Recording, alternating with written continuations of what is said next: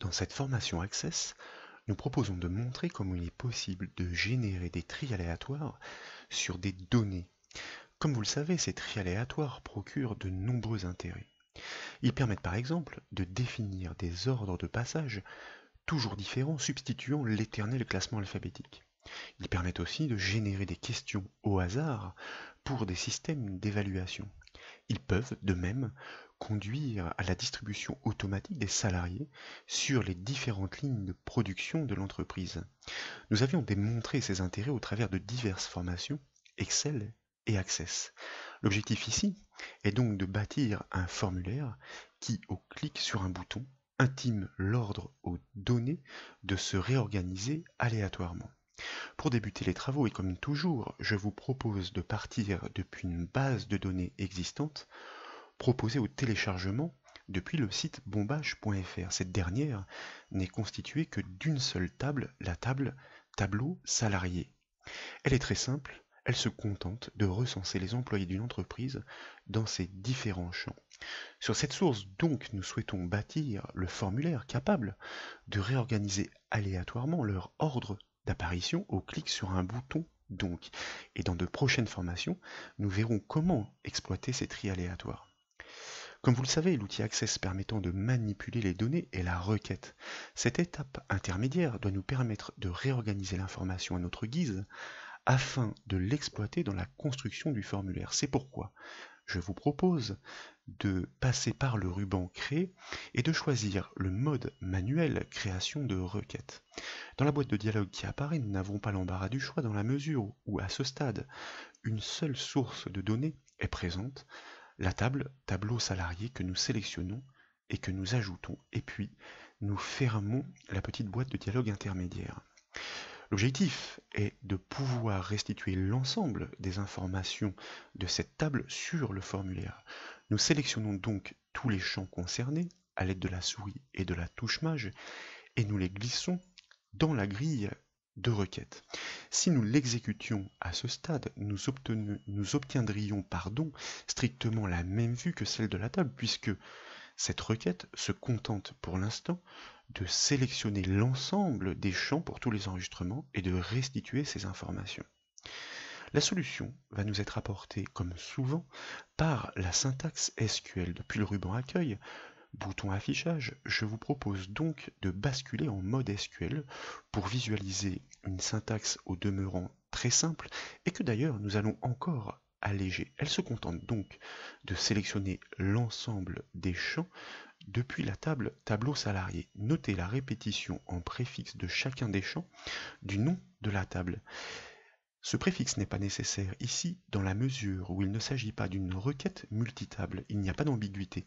Donc, nous prenons soin, pour simplifier la syntaxe, de supprimer chacun de ces préfixes. Notez néanmoins la présence des crochets pour encadrer le champ NB enfant, à cause de la présence de l'espace, là encore, pour qu'il n'y ait pas d'ambiguïté et que ce champ puisse être explicitement désigné.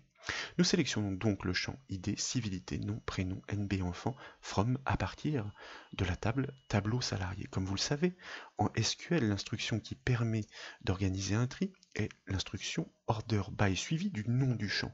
Mais dans ces conditions-là, les seuls tris qui seraient proposés seraient soit un tri croissant, soit un tri décroissant. Or, nous souhaitons une organisation aléatoire. Dans la foulée, donc, nous exploitons la fonction SQL RND pour random, il s'agit d'une abréviation qui permet, selon le champ qui lui est passé en paramètres, de réorganiser l'ensemble des enregistrements et nous allons lui passer le champ de la clé primaire, soit le champ ID.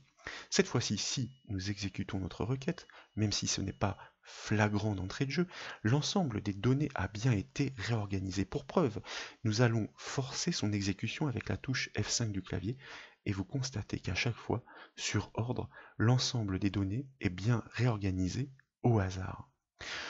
Petite remarque très importante et parfaitement intéressante, je vous propose cette fois-ci de basculer grâce au ruban accueil bouton affichage en mode création pour constater que nous n'étions pas obligés de passer par le SQL car Access propose une fonction qu'il a bien inscrite dans la grille de requête qui se nomme aléa avec un T, c'est étonnant, qui nécessite en paramètre le champ sur lequel réorganiser ce tri. Constatez qu'il est masqué, donc il n'est pas affiché, et que le tri est bien croissant selon ces valeurs générées aléatoirement à chaque exécution.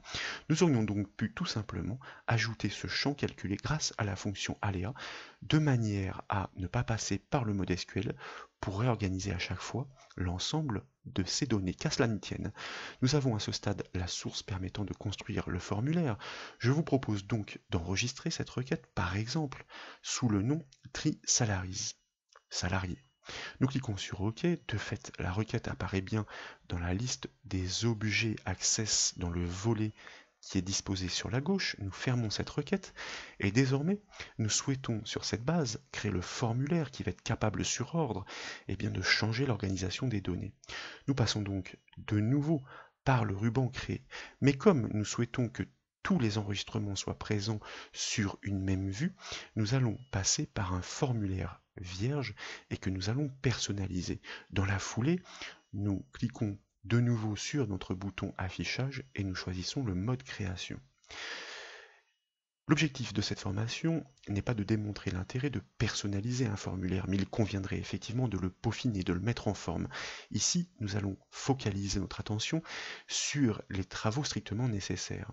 L'objectif est de pouvoir ajouter un contrôle capable de réceptionner l'ensemble de ces données qui ont la capacité de se réorganiser. Pour ce faire, je vous propose d'activer le ruban contextuel du formulaire qui se nomme Création. Et dans la liste des contrôles que nous déployons, d'ajouter le contrôle sous-formulaire sous-état, plus précisément ici, donc un sous-formulaire que nous traçons directement sur notre formulaire parent. Fort logiquement, une fois le tracé terminé, l'assistant se déclenche car il s'agit de définir le lien avec la source de données.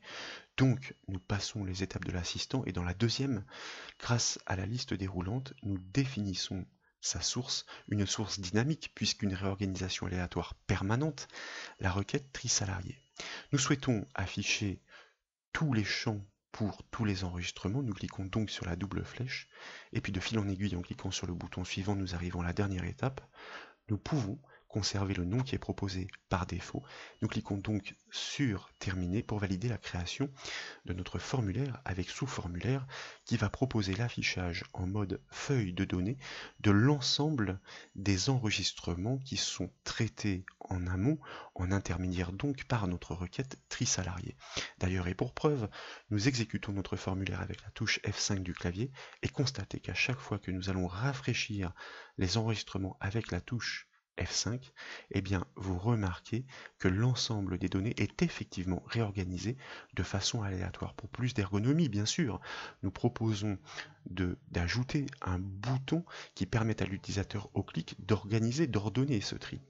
Donc, nous retournons en mode création et toujours par le biais du ruban contextuel création, cette fois, nous ajoutons un bouton qui va encore une fois déclencher un assistant, sauf que la solution à nos besoins n'est pas présente dans les propositions de cette boîte de dialogue. C'est pourquoi nous cliquons sur Annuler. C'est une macro qui va nous permettre de redonner l'actualisation de l'ensemble des données. Je vous propose tout de même de modifier l'intitulé du bouton, par exemple en réorganiser, et puis dans la foulée, grâce à sa feuille de propriété, qui est directement accessible encore une fois depuis le ruban contextuel création, nous allons lui ajouter un événement au clic. Au clic, il doit se produire une régénération de l'ensemble des données issues de la requête. Donc, nous cliquons sur le petit bouton à 3 points pour choisir le générateur de macros. C'est très simple. Et dans l'éditeur de macros, une simple action suffira.